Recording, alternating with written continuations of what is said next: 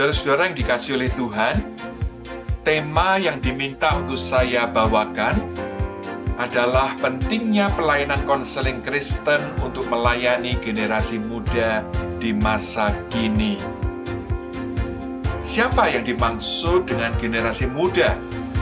Atau apa batasan usia yang bisa dimasukkan ke kategori generasi muda? Untuk itu, mari kita lihat timeline of generations seperti yang tercantum di PowerPoint ini. Kita lihat, kita saat ini hidup bersama dengan 6 generasi yang lainnya. Atau dengan kata lain, ada 7 generasi yang hidup bersama saat ini. Saudara, timeline of generation ini merupakan perspektif dari dunia barat atau Western world. Tapi rupanya saat ini secara umum sudah bisa diterima secara global ya. Hanya memang perlu diingat bahwa timeline of generations ini tidak mutlak. Sehingga saudara mungkin melihat garis waktu generasi yang sedikit berbeda ya dengan apa yang akan kita bahas di sini. Mari kita mulai dengan generasi yang pertama yang disebut the greatest generations, yaitu mereka yang lahir tahun 1901 sampai 1927. Kemudian yang disebut silent generations, lahir tahun 28 sampai 45. Lalu baby boomers, ini setelah selesainya Perang Dunia Kedua, di mana statistik menunjukkan tingkat kelahiran bayi itu begitu tinggi, sehingga disebut baby boomers. Sebagian dari kita ya, mungkin para dosen, hamba Tuhan, masuk kategori ini. Kemudian Generation X, yang lahir tahun 65 sampai 1980. Ini juga kadang disebut baby bust generations, karena mulai tahun-tahun ini tingkat kelahiran bayi itu menurun. Lalu yang terkenal, millennials, yaitu mereka yang lahir tahun 1981 sampai 1996. Milenial kadang juga disebut Gen Y. Lalu Generation Z atau Gen Z, yaitu mereka yang lahir tahun 97 sampai 2012. Kadang generasi ini juga disebut Zoomer. Lalu yang paling muda yaitu Generation Alpha, yang lahir sekitar 2013 sampai saat ini. Nah, kalau kita perhatikan, maka generasi muda itu adalah Gen Z dan sebagian dari milenial. Jadi boleh dikata usia sekitar 14 sampai 28 tahun begitu. Ya. Untuk memudahkan, kita akan sebut generasi muda ini sebagai Gen Z. Saudara, sebelum kita membicarakan pentingnya pelayanan konseling Kristen untuk mereka, maka kita perlu memahami karakteristik dari Gen Z ini. Rupanya mereka ini punya keunikan, keunggulan yang bahkan berbeda dengan milenial yang ada di tingkat generasi yang sangat dekat ya, karena selanjutnya.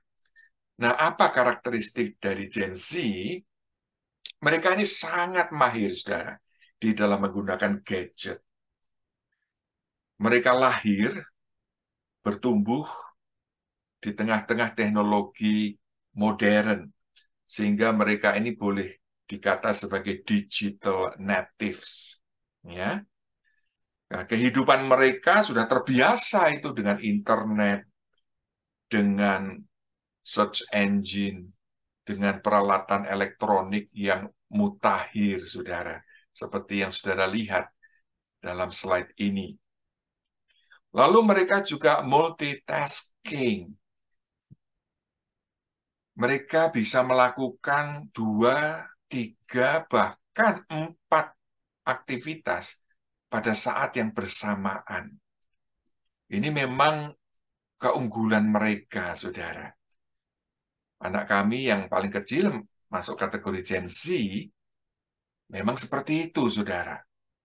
Saat mengerjakan homework, itu bisa sambil pilih-pilih musik, main game, dan chatting sama teman. Sampai saya tanya, apa bisa konsentrasi? Saya khawatir kalau homework-nya ini ya tidak dikerjakan dengan baik. Tapi ternyata bisa, saudara. Dan itu common untuk generasi dia. Multitasking. Mereka ini juga cenderung independen. Karena ya mereka bisa melakukan segala sesuatu sendiri. Kalau dulu waktu kita kecil, kita tidak tahu, kita kesulitan akan sesuatu, kita tanya sama orang tua atau guru. Dan mereka tidak lakukan itu. Kenapa? Karena mereka bisa search sendiri di Mbah Google itu, saudara. Bahkan sekarang ada AI, chat GPT, yang, waduh, lebih lengkap lagi penjelasannya.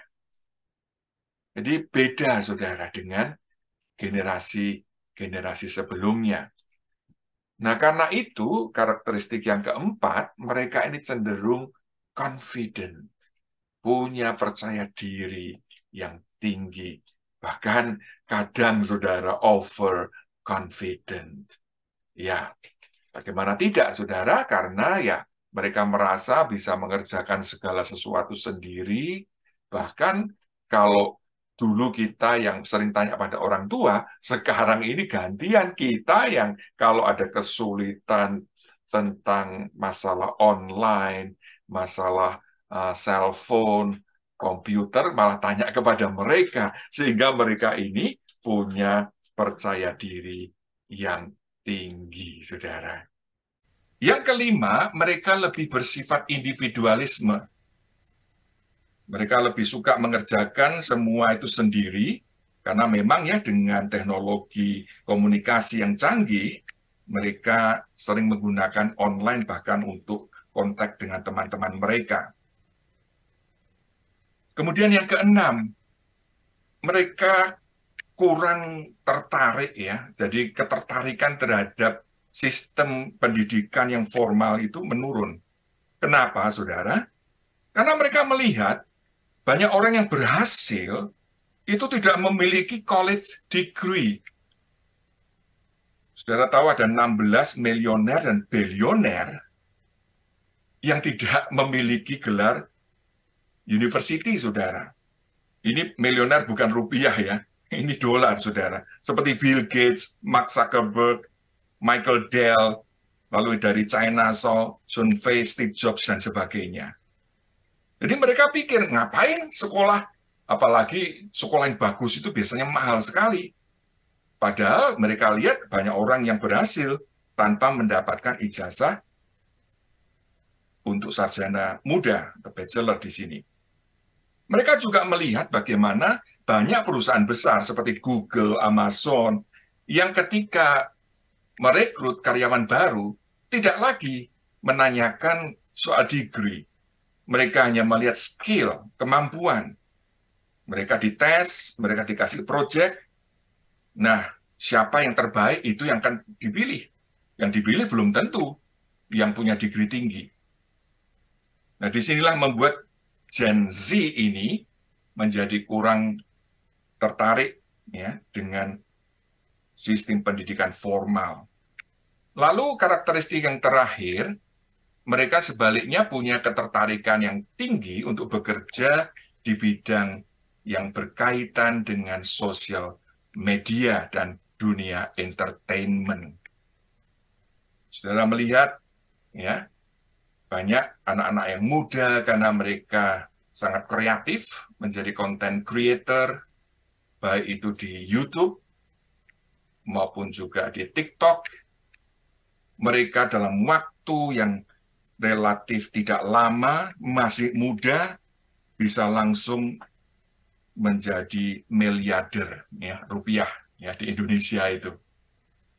Orang tuanya yang bekerja 20-30 tahun kalah saudara dengan anak-anak mereka ini yang bahkan baru lulus SMA atau baru umur 20-an. Jadi mereka ini punya ketertarikan di bidang ini saudara. Ini cara cepat dan mudah untuk sukses menurut standar dunia. Nah, di balik kesuksesan mereka, kelebihan-kelebihan dari Gen Z ini, ternyata Gen Z juga menghadapi banyak tantangan atau problems di dalam kehidupan mereka. Saya siarkan juga 7 masalah utama yang mereka hadapi. Yang pertama yaitu gangguan kesehatan mental.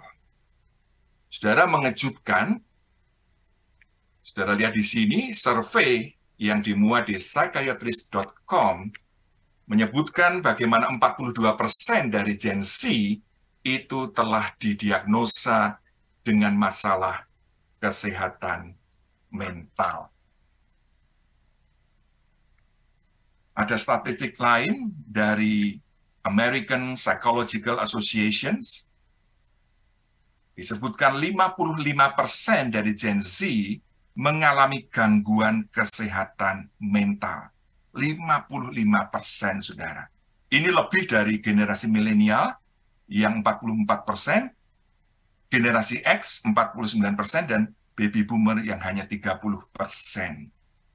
Kemudian menurut The Annie E. Casey Foundation, dalam tulisan Generasi Z dan Kesehatan Mental yang dimuat tanggal 14 Februari tahun ini, generasi Z tumbuh di era stres dan kecemasan yang meningkat.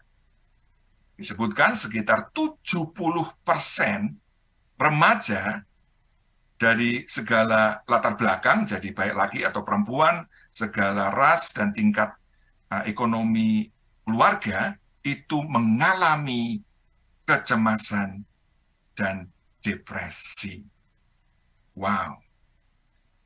Jadi saudara, ini problem yang mengejutkan bagi banyak orang. Di tengah-tengah keunggulan, kelebihan yang mereka alami, ternyata mereka mengalami tekanan yang sangat besar, saudara. Lalu mereka juga banyak yang mengalami yang disebut behavioral addictions. Gagasan di balik ini adalah seseorang yang merasakan gejala adiksi, tetapi tidak pada suatu zat, ya, narkoba misalnya, heroin, atau yang sejenisnya, saudara. Kalau yang disebut behavioral addiction ini merupakan adiksi karena merasakan kenyamanan, ketenangan, maka tindakan aktivitas itu menuntut untuk diulang lagi. Nah, yang termasuk behavioral addiction ini seperti yang tercantum di sini. Nah, saya sendiri sudah beberapa kali menangani kasus-kasus yang berkaitan dengan behavioral addiction, ya, khususnya kecanduan game, pornografi, dan sebagainya. Nah, ini menjadi problem dari generasi Z. Kemudian juga mereka banyak yang mengalami gender dysphoria, kebingungan dengan gender mereka, ketidaknyamanan dengan gender mereka. Memang ini bukan hal yang baru, tetapi statistik menunjukkan seperti yang diberikan oleh para terapis di Inggris, tingkat kebingungan ini, saudara, itu sampai mencakup 10 kali lipat. Dan kalau saudara perhatikan, salah satu dari bentuk ini, yaitu sexual orientation yang tidak jelas, maka generasi Z ini saat ini lebih tinggi dibandingkan dengan generasi yang sebelumnya. Total yang mengalami hal ini, ya, di generasi Z ini sampai hampir 20%, saudara. Lalu juga tantangan masalah yang keempat, mereka ini berkompetisi dengan artificial intelligence di dalam mendapatkan sebuah pekerjaan. Saudara, sebuah studi dari Goldman Sachs baru-baru ini menemukan bahwa alat AI generatif akan segera mengambil alih 300 juta pekerjaan full-time, penuh waktu di seluruh dunia. Bayangkan, saudara, 300 juta pekerjaan yang tadinya dikerjakan oleh manusia, dan 300 juta ini kan bisa memberi makan ya, atau mencukupi keluarganya, ya bisa 2-3 kali lipat begitu, tapi tiba-tiba nanti mereka ini kehilangan pekerjaan. Bayangkan, saudara. Nah, jangan kaget kalau pekerjaan seperti pembuat kode, pemrogram komputer itu pun nanti akan digantikan oleh robot, termasuk guru, termasuk di bidang law, ya, para lawyers, karena robot-robot ini bisa mengerjakan tugas-tugas, termasuk di bidang medis, secara lebih teliti dan akurat, saudara. Ini ada karikatur yang, ya, saudara lihat semua tugas di kantor sudah digantikan oleh robot kecuali satu, saudara. Pekerjaan itu masih diberikan pada Jenkins karena robot rupanya tidak bisa diajak kompromi untuk cheating teks, saudara. Lalu masalah yang kelima yang dihadapi Gen Z adalah penggunaan obat-obatan terlarang.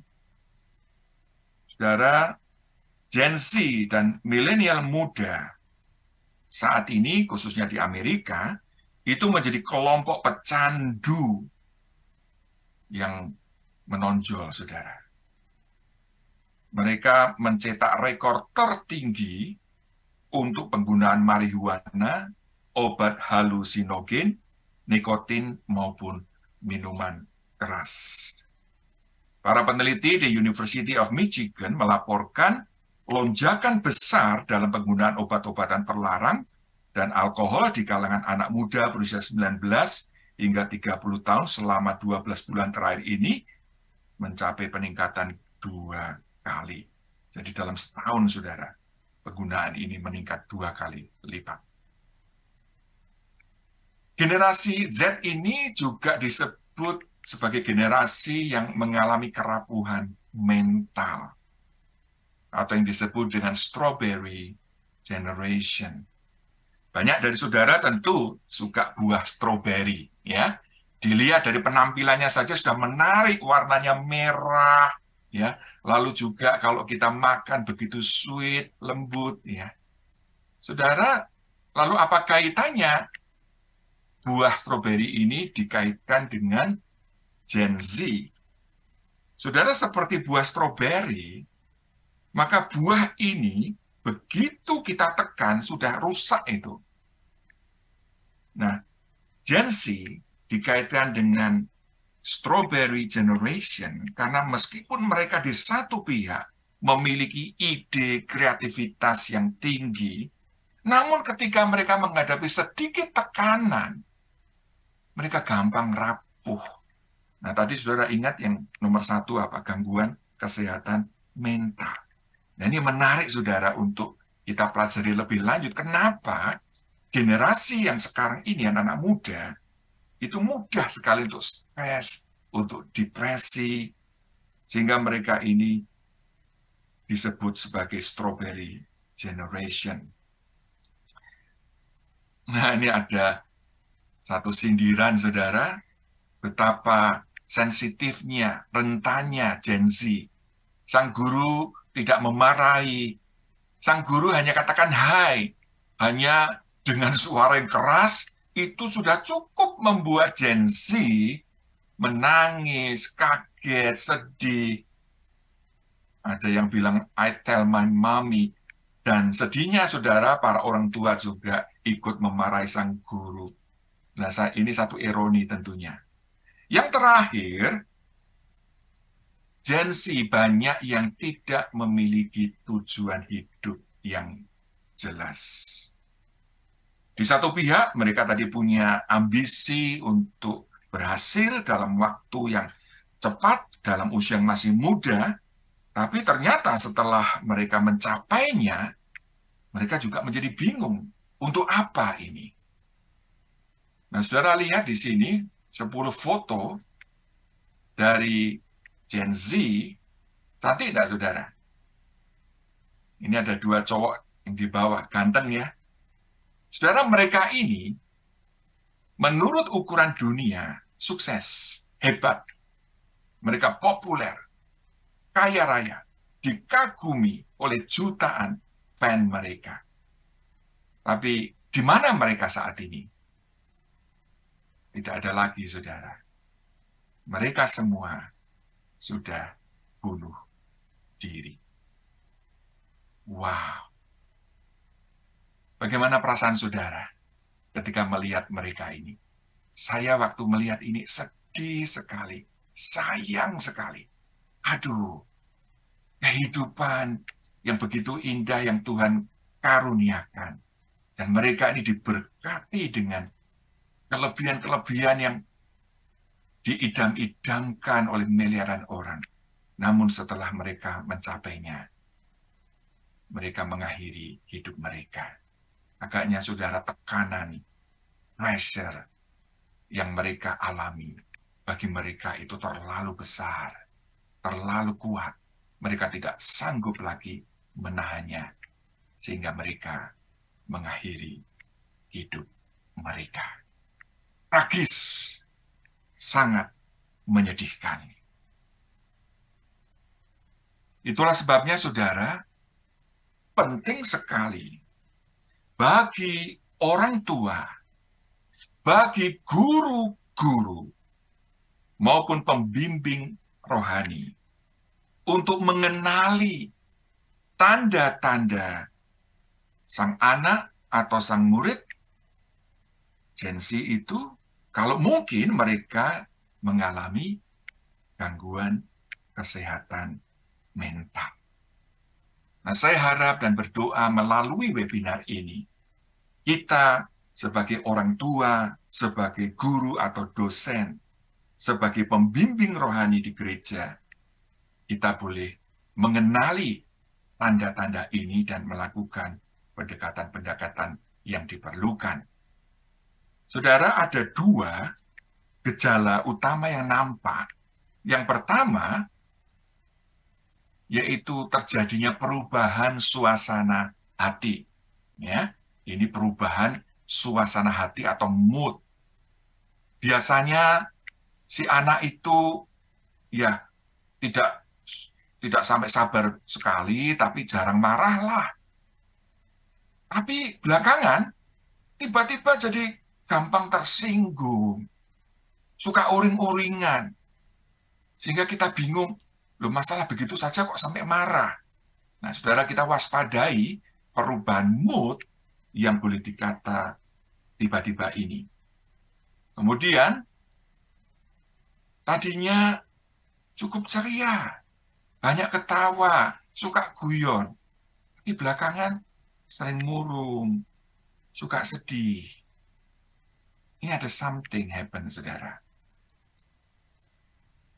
Kemudian tadinya dikenal sebagai seorang yang penuh semangat, ya, energinya itu wah begitu besar, tapi belakangan menjadi lesu, tidak bersemangat, suka cemas. Nah, ini juga perubahan mood yang perlu diwaspadai. Tadinya begitu optimis, bagi dia tidak ada kata tidak bisa. Sudah lihat di sini kata T, ya, not-nya itu ditendang karena pasti bisa. Tapi belakangan suka pesimis. Ah, mana mungkin? Ah, nggak bisa. Ah, susah, nggak mungkin. Nah, ini diwaspadai, saudara. Biasanya punya kepercayaan diri yang besar, bahkan cenderung overconfident, tapi belakangan kehilangan kepercayaan diri. Ragu-ragu untuk melangkah. Takut. Nah, saudara, perubahan mood atau suasana hati ini bisa menjadi tanda bahwa anak atau murid kita itu mengalami gangguan kesehatan mental. Yang kedua, kita bisa melihat dengan terjadinya perubahan perilaku. Nah, perubahan ini yang dimaksud tentu bukan perubahan menuju yang kebaik, ya. Juga yang dimaksud di sini perubahan yang boleh dikata tiba-tiba begitu, ya. Apa saja itu perubahan perilaku yang perlu diwaspadai? Perubahan drastis pola hidup sehari-hari. Biasanya tidur ya teratur, tidak masalah, tapi belakangan, saudara, semalaman bisa tidak tidur, gelisah, cemas. Atau sebaliknya, biasa tidur ya cukup 8 jam, belakangan itu bisa 13 jam, 15 jam. Ini perlu diwaspadai. Pola makan, saudara. Tadinya makannya ya biasa-biasa saja, secukupnya, belakangan itu waduh suka makan.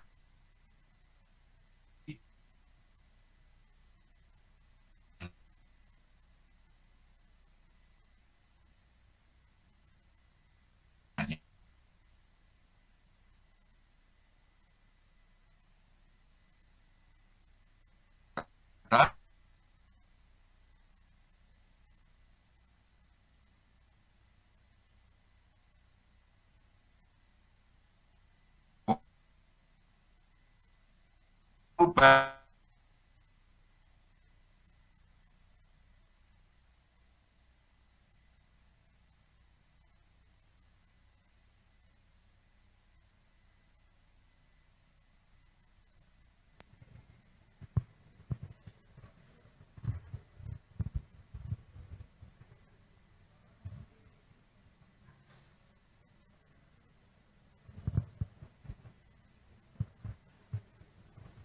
Tes. Oh. Sinyal Pak, suaranya tidak kedengaran Pak Beni. Sebentar, suaranya sayang. Sebentar Pak, ada sekitar 2 menit tidak kedengaran. Sebentar. Mari Pak, dites lagi Pak, 2 menit. Halo, oh, ya, nah, ini sudah baik Pak, silakan Pak. Oke. Silakan, Ya, Pak. saya ulang untuk poin kedua. Jadi saudara biasanya yang bersangkutan ini suka nyanyi, ambil main gitar, begitu ya. Tapi belakangan nggak pernah lagi, saudara. Gitarnya nggak pernah disentuh. Biasa suka bersepedaan gitu dengan teman-teman. Tapi belakangan tidak lagi ada minat seperti itu. Nah, ini perlu diwaspadai. Yang ketiga, saudara, dia menarik diri dari teman, bahkan keluarga, dan komunitas. Padahal biasanya ya dia suka itu kumpul-kumpul karena dia bukan tipe introvert. Nah, perubahan ini perlu juga diperhatikan. Lalu yang keempat, dia membatalkan rencana dengan teman-teman terdekat, saudara. Sudah rencana mau ke Bali atau Labuan Bajo atau ke Singapura, sudah pesen tiket, booking hotel, tapi tiba-tiba dibatalkan. Dan ketika ditanya, tidak memberikan penjelasan yang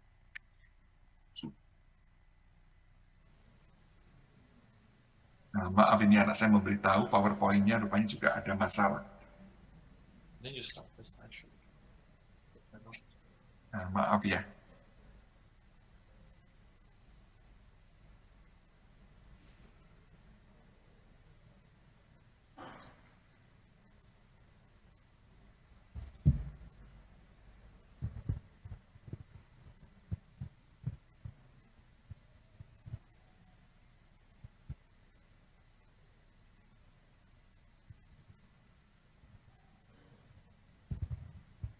Ya, inilah keunggulan punya anak Gen Z, saudara.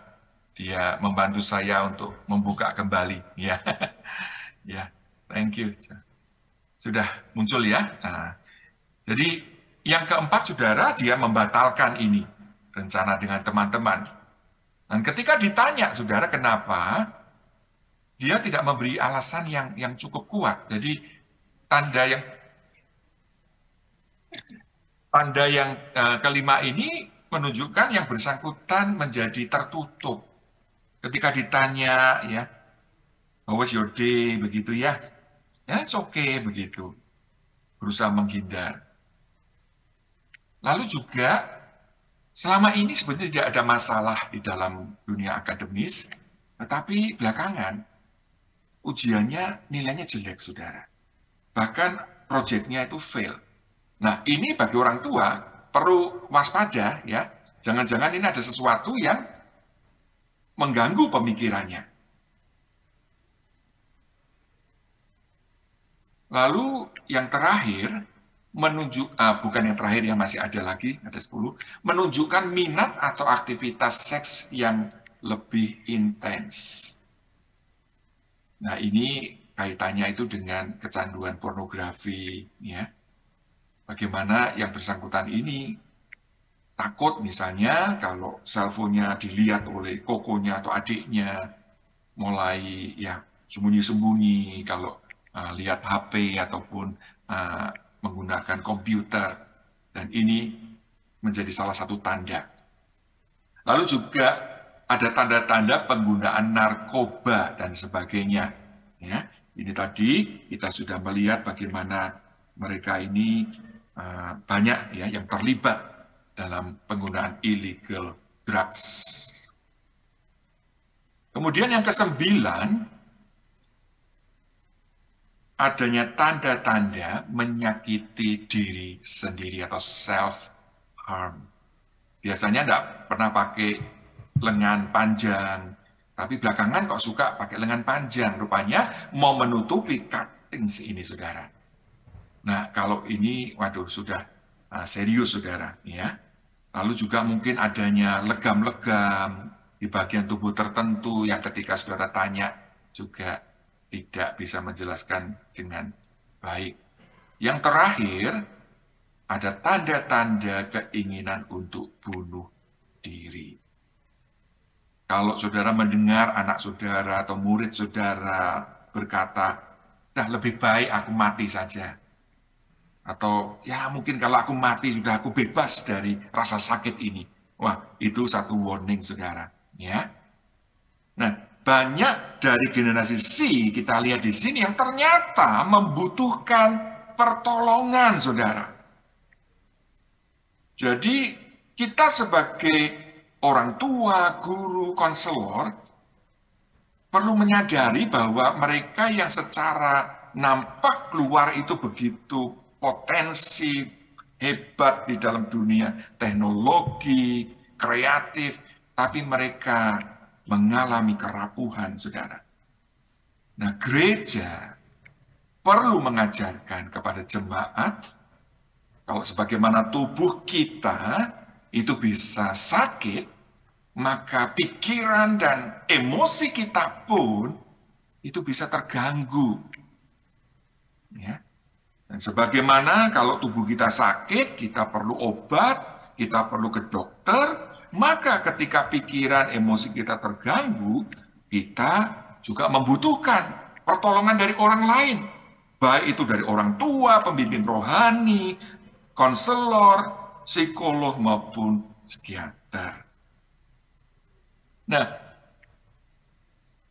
kita perlu mengerti bagaimana pain itu bukan hanya terjadi secara fisik, tetapi juga secara emosi. Dan tidak jarang, saudara, orang bisa tahan terhadap physical pain, tetapi tidak tahan menghadapi emotional pain. Seperti 10 selebriti dari Korea tadi, yang karena emotional pain mengakhiri hidupnya. Ada satu hal yang ya boleh dikata good news bagi kita. Ternyata, saudara, Gen Z ini dibanding dengan katakan milenial itu lebih terbuka, saudara, untuk membicarakan masalah kesehatan mental mereka. Jadi mereka lebih terbuka. Itulah sebabnya tadi saudara lihat dari psychiatrist.com, mereka ini mau saudara didiagnosa, mau konsultasi. Ya. Jadi ini satu hal yang memungkinkan pelayanan konseling terhadap Gen Z ini bisa lebih efektif karena mereka lebih terbuka. Demikian juga, saudara, Gen Z lebih terbuka akan hal-hal spiritual, lebih dari milenial. Saudara masih ingat berita yang mengglobal yang terjadi bulan Februari kemarin, di mana sejak tanggal 8 sampai 24 Februari, tiba-tiba ribuan anak muda, Gen Z kebanyakan, dari berbagai universitas di Amerika ini datang, saudara, ke University of Asbury. Saudara, diperkirakan tiap hari itu ada sampai 15.000 anak-anak muda yang datang.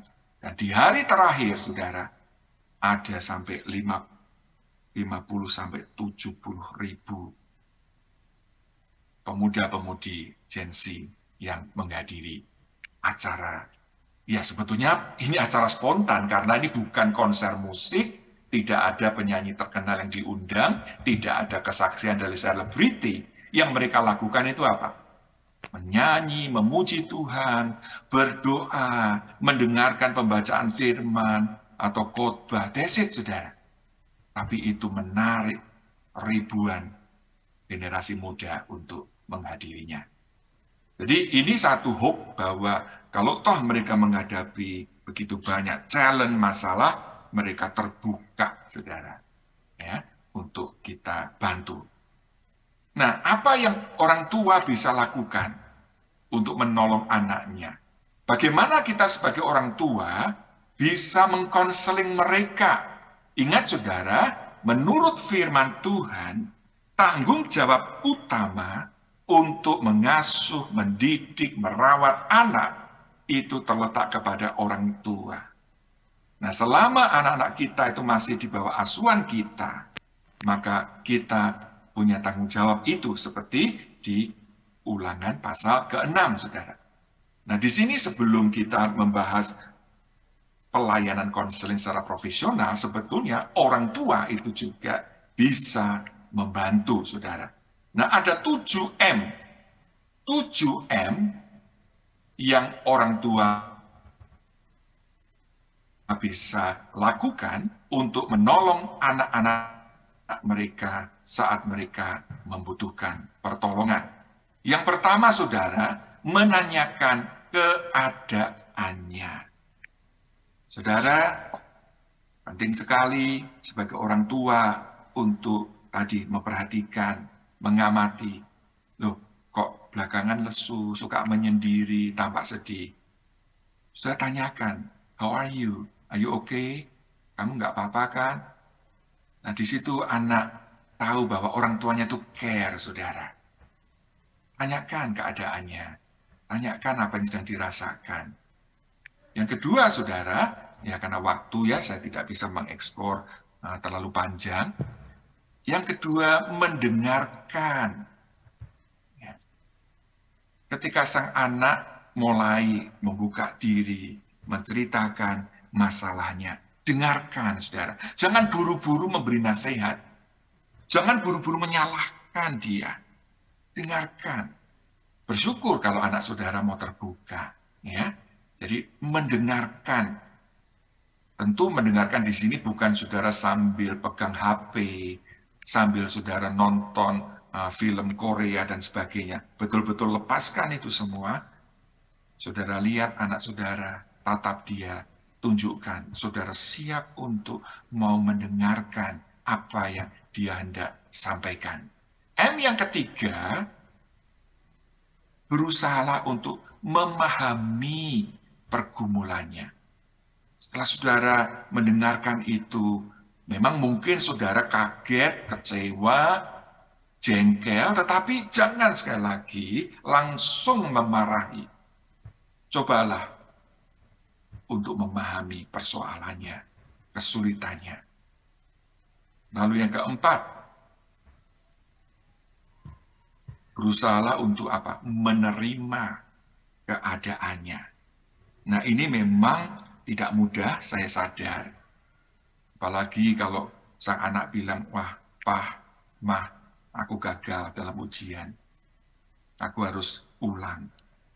Atau bagi sang gadis, ternyata dia sudah dihamili oleh pacarnya.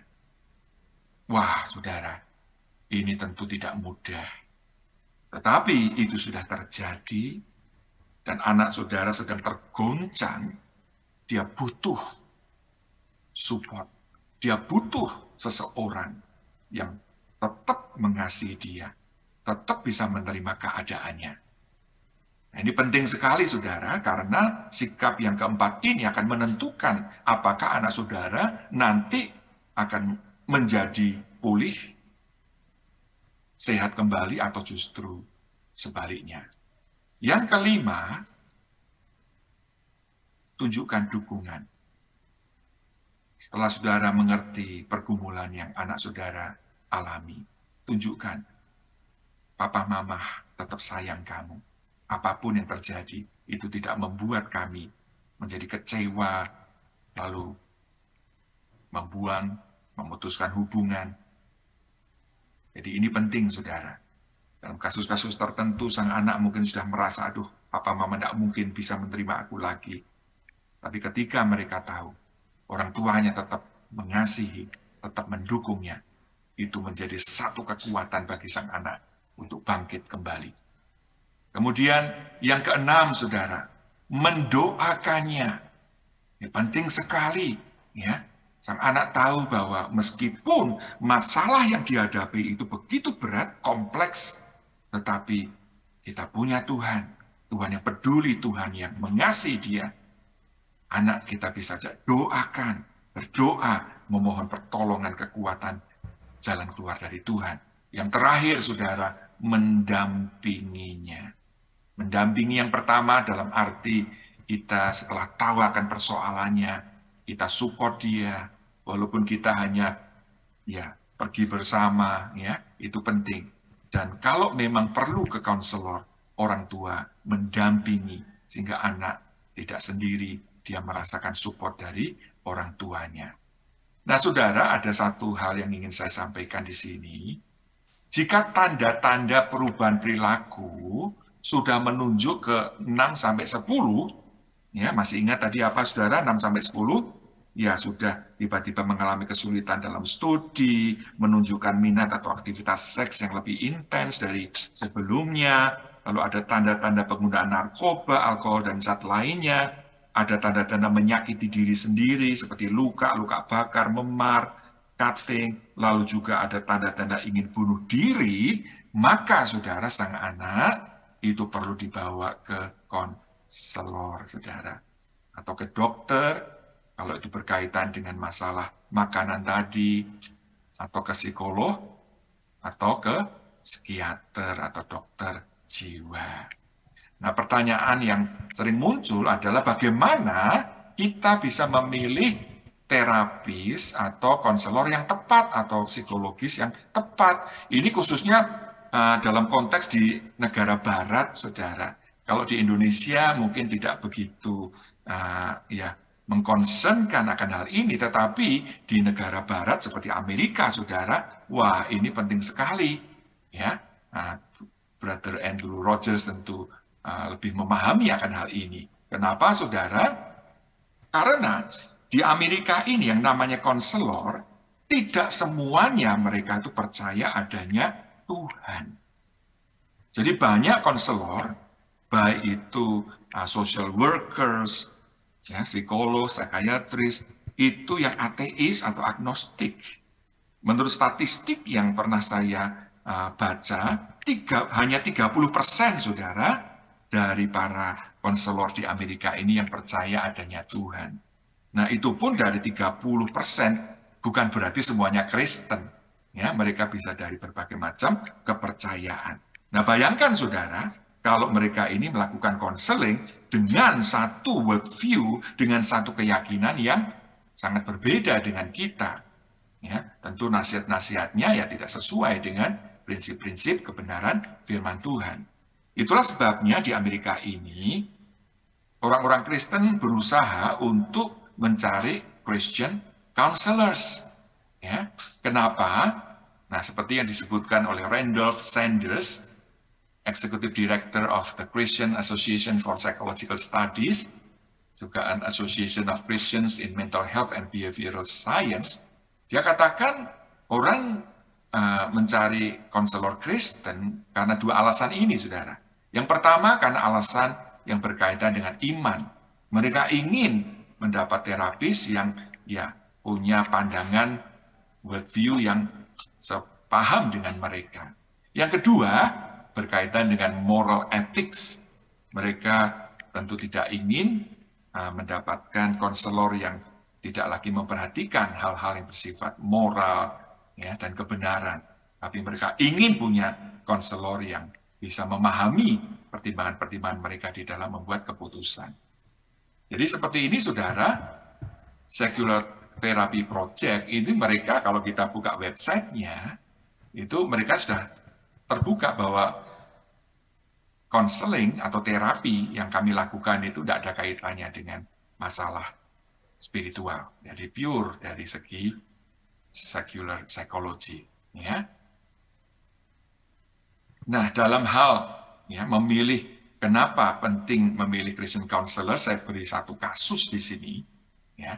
Misalnya saudara tadi, Gen Z yang mengalami gender dysphoria. Saudara, kalau mereka ini ke konselor yang sekuler, mereka bilang, saya kok tidak nyaman ya jadi perempuan. Saya kira saya ini tertrap, terjebak di tubuh yang keliru. Saya ini mestinya laki-laki, tapi saya lahir sebagai anak perempuan. Jadi saya tidak nyaman. Nah, saudara, di sini, di California apalagi, ketika konselor mendengar itu, langsung mengiyakan, oh iya benar. Kamu ini trap the wrong body. Jadi, malah mengaffirm self-diagnose tadi. Padahal kan terapi, konselor itu sudah membimbing kliennya untuk menemukan akar permasalahannya. Tetapi yang terjadi hari ini, mereka malah self-affirming. Malah affirm apa yang tadi kliennya katakan. Lalu apa yang dilakukan oleh para konselor itu? Mereka langsung memberikan apa yang disebut puberty blockers. Nah, banyak kasus anak-anak remaja baru umur 11-12 tahun diberi puberty blockers ini, saudara.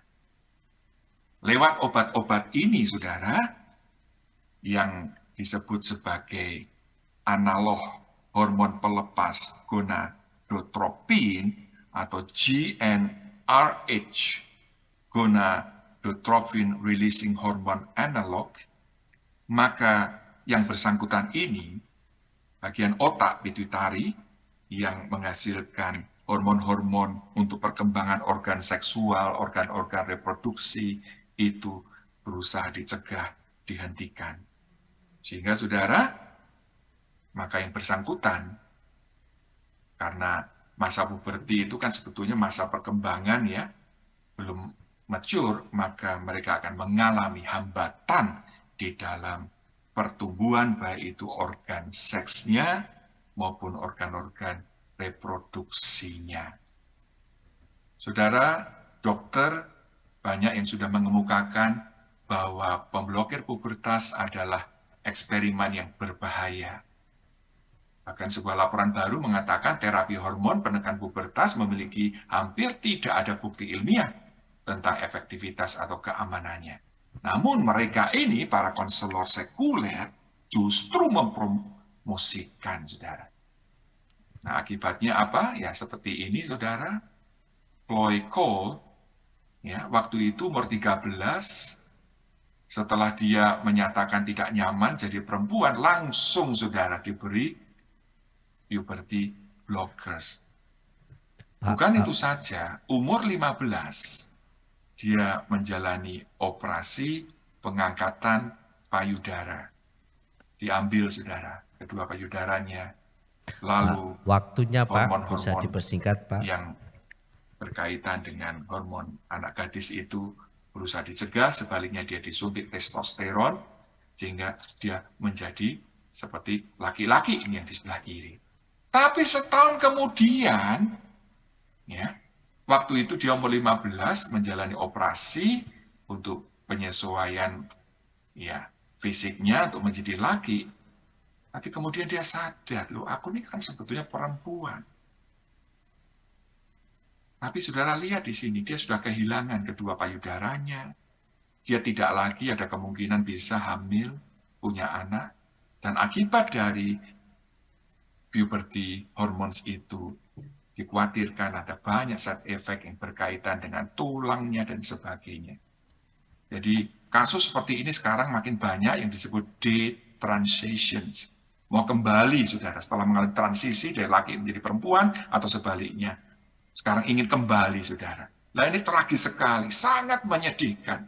Bagaimana anak-anak remaja ini dirusak, dihancurkan kehidupan mereka oleh para terapis, konselor sekuler yang tidak takut akan Tuhan, karena mereka tidak mengenal Tuhan dan mau menghancurkan generasi muda, saudara. Chloe katakan, I was failed by the system. I literally lost organs. Dia sekarang sedang menuntut, saudara, mantan terapisnya, juga rumah sakit yang melakukan operasi untuk organ seksnya.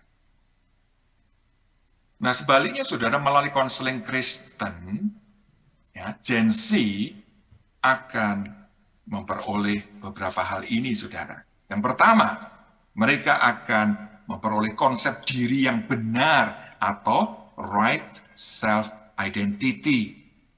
Mereka tahu, ya, mereka akan bisa mengatakan, aku adalah makhluk ciptaan Tuhan yang sangat berharga. Bahkan kalau mereka sudah menerima Yesus sebagai Tuhan dan Juru Selamatnya, mereka akan bisa katakan, aku adalah anak Allah. Tidak peduli keadaan fisikku, tidak peduli orang mencemooh, membuli, aku berharga di mata Tuhan. Yang bersangkutan akan memiliki gambar diri atau self-esteem yang healthy, saudara. Ya, memang aku pendek, memang aku ada kelemahan, cacat tertentu, memang aku juga pernah melakukan banyak kesalahan, tetapi aku adalah anak Tuhan, ya. Aku memiliki nilai di hadapan Tuhan.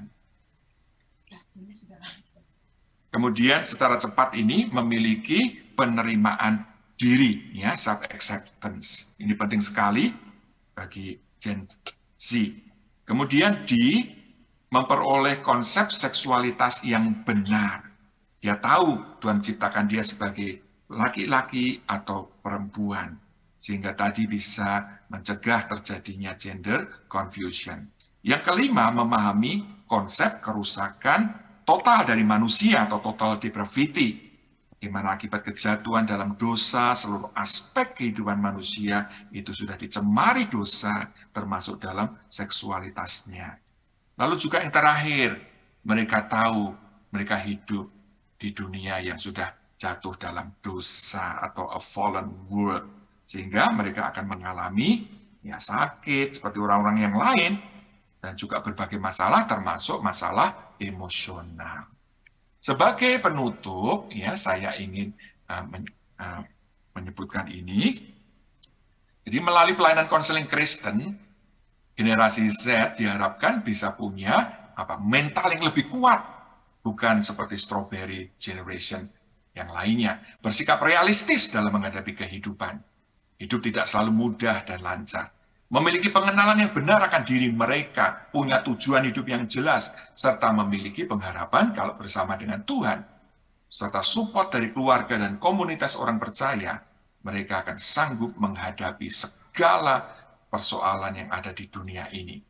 Ada dua ayat yang ingin saya bacakan, bagaimana mereka perlu tahu bahwa pencobaan, masalah, tantangan yang mereka hadapi itu lazim dialami oleh orang lain juga. Nah, sebagai anak Tuhan kita harus tahu Tuhan itu menyertai, Tuhan tidak akan membiarkan kita dicobai atau menghadapi persoalan melebihi kekuatan kita. Tuhan juga mendampingi, menolong, memberikan kekuatan serta jalan keluar. Dan ayat ini, saudara, walaupun konteksnya yang asli agak beda, tetapi ini bisa kita terapkan bahwa bersama dengan Tuhan, maka segala perkara, segala masalah dapat kita tanggung oleh karena Tuhan yang memberi kekuatan kepada kita. Kiranya Tuhan memberkati, semoga apa yang saya sampaikan membawa manfaat